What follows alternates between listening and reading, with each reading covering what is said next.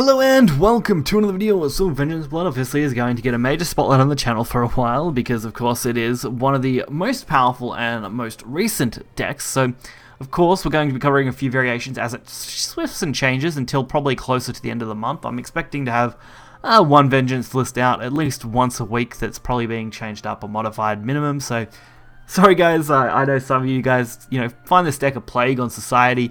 Others really enjoy it, and I myself sit somewhere in the middle. While I think it is definitely one of the more overpowered decks, it does have some natural counter. Haven Rune actually does do Haven.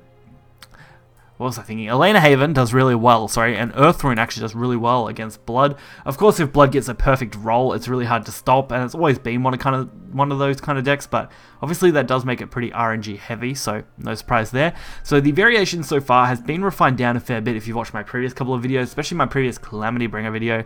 A lot of decks are running Swarming Wraith and Duo Blame, Duke, and Dame as the early game, whereas a lot of decks were also used to be running the 1/1 follower that gives you another bat and gain stats and stuff. That's still being ran. You could easily swap that in the place of the Swarming Wraith card. I noticed that's usually what people are swapping out in between each one. Not many people are running both in tandem, but pretty much everything else in the top end of the deck at least pretty much stays the same, maybe some modifications in numbers. Something like Medusa is good, but definitely only like 2 of them. I definitely found 2 was the right number to pick. Any more than that and it become a bit clunky in the deck and too early of a draw. Heartsick Demon becomes such a great card to use, and of course getting a Seductress Vampire is your core. So you're really looking for those blood packs to unleash nightmares early game if you fail to draw her.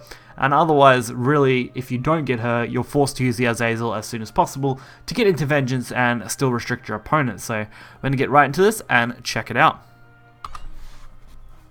So first off here, we are playing against Rune. These matches were pulled from the Grand Prix. These are the ones I'm going to use for this video in particular. So it should be a reasonable representation of the deck overall, at least, since most of Grand Prix is using pretty meta-orientated decks to some extent. So we did start off with the Unleashed Nightmare and the Restless Parish. Restless Parish is actually a great early game card. If I can mulligan for that, I usually will. Just because getting it out on turn 1 when you don't really have any other play is perfect, giving you that extra draw and potential to draw, of course, your Vengeance Activator. Unleashed Nightmare also, of course, is an amazing card and definitely one you never want to skip over when you're looking for things. And Swarming Wraith actually fits the 2 slot just fine. Even if you're dealing self-damage, it's great, because it does force your opponent to have to play something.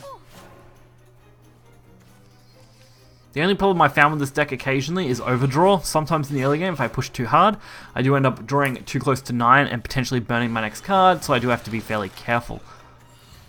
But if you do play a little more cautiously, usually you can avoid that fairly well.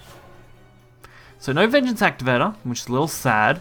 We haven't really got anything else to play yet, so I did go for the Urias play as a 5/5 drop here with the Evo. Even if it did waste my Evo point, I really couldn't think of much else to do, and I know that they're playing an Earth variant of Rune here. Most likely going Spell Boost style with burn damage potentially, and that was going to be too dangerous to leave. I just couldn't let them get away with that, since it is a really good counter to this sort of deck normally.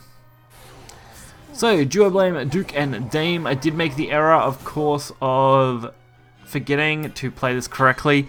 The initial choose is a Vengeance Activated effect, so I missed out on that. Then accidentally played Swarming Wraith instead of using its Evo and going for Peckish Owl then.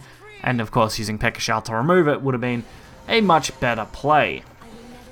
It doesn't look like that was going to be the end of the world though, because we do have another good target for Peckish Owl. Fortunately, this does look to have been a mechanized version of the Spell Boost Earth Rune type deck, which has been going around.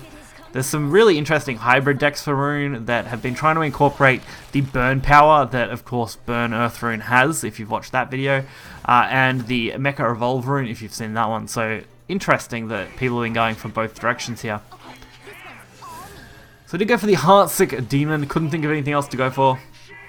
Really, this is sometimes just what you have to do if you run out of options, which at this point we have. We've run out of choices, we don't really have any good plays left.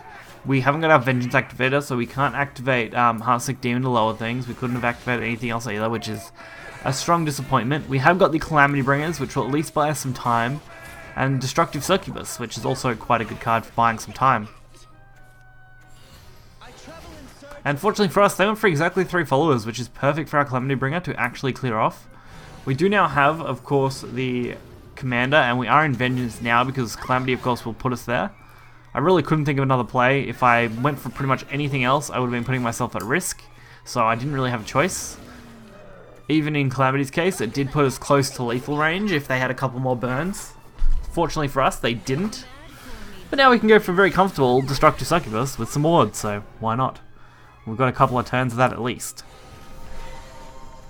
I mean, magic and chic, it just makes sense.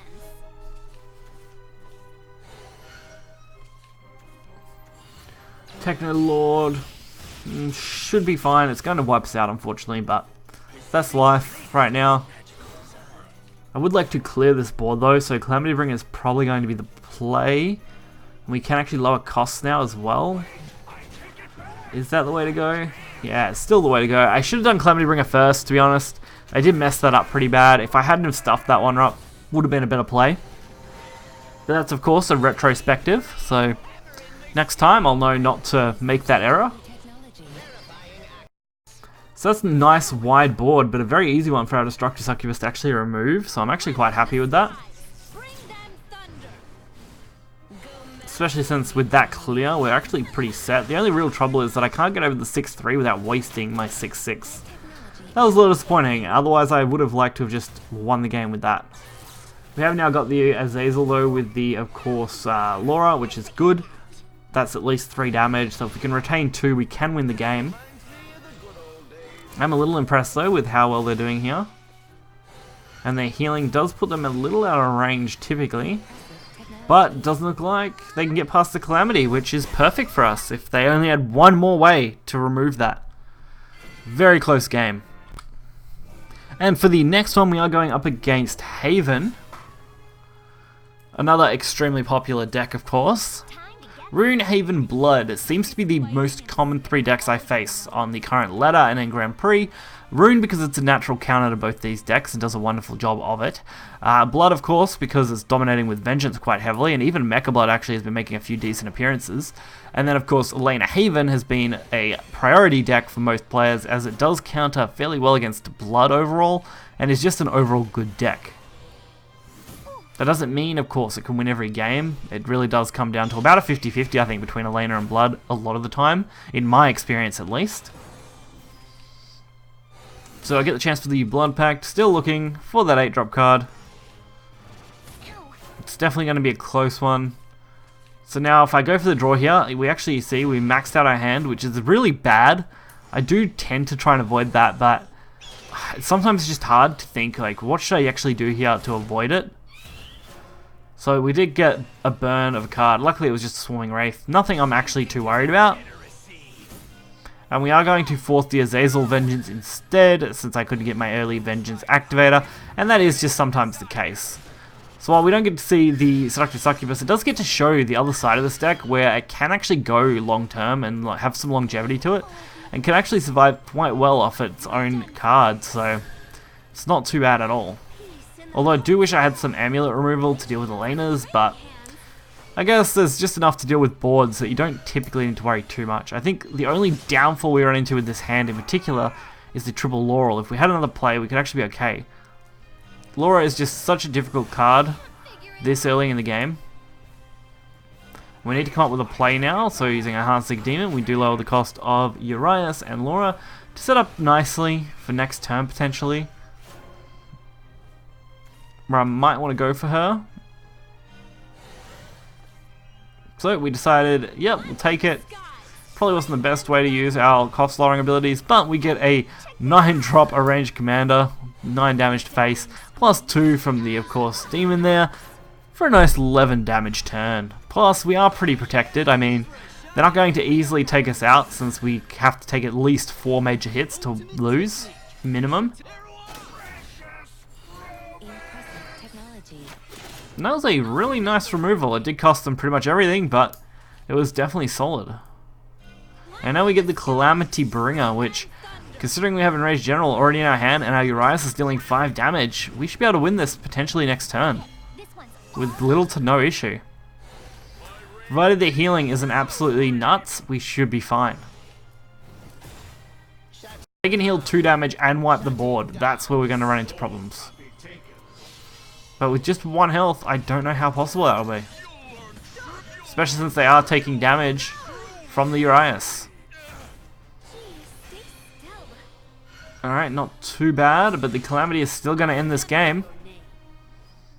Even without it, we could have just won off the Evo with the Laura again, which would have done the game either way, but actually worked out really nicely.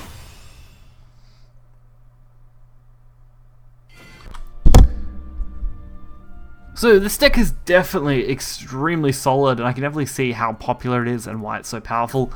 It's just really hard to get around how strong this deck can be, and even the things that do counter fairly well, of course, can have a hard time if blood goes perfect. You saw how both those games we're in, we're actually at a disadvantage as far as not getting our Vengeance Activator correctly, not making any great plays with a great board state, and still managed to pull those wins off without too much struggle, going in easy 50-50 against our opponent most of the game with no issue. If we had have got those early Vengeance Activator with the Suctress Demon Vampire, and early enough setup for things like Commander and Calamity, you could easily wipe out games pretty much immediately as soon as you hit turn 6 or 7, depending on how your Heartsick Demons go. But it's pretty insane and a great solid deck if you're just looking to straight up climb ladder. So if you guys did enjoy this video, hit the like button and subscribe. You'll find the deck list in the description below. Until next time, guys, see ya.